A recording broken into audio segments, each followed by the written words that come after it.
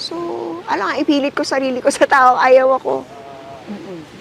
So, it went on for 2 years, yung depression ko, Yeah. until si Anthony Pangilinan shared with me the love of Jesus. That if we put our faith in Him, if we believe in Jesus, surrender our life to Him, we will be with Him in heaven. And during that time, takot akong mamatay. Meron akong insomnia. Kasi natatakot ako na feeling ko, pag ako'y mamatay, baka matuluyan ako sa impyerno. Oh my God. Yeah. Grabe mga fears. Oo, sobra akong, ang dami kong mga fears noon.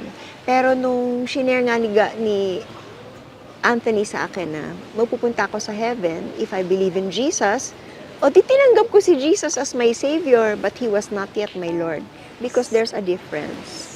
It was not until there was a big controversy because I agreed to pose for Playboy. I remember that. Yeah. During that time, I was so desperate to recover my career.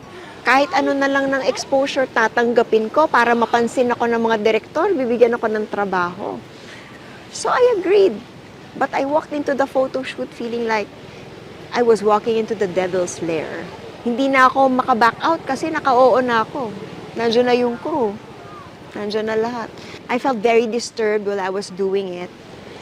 And then when the cover finally came out, pinag-usapan sa TV,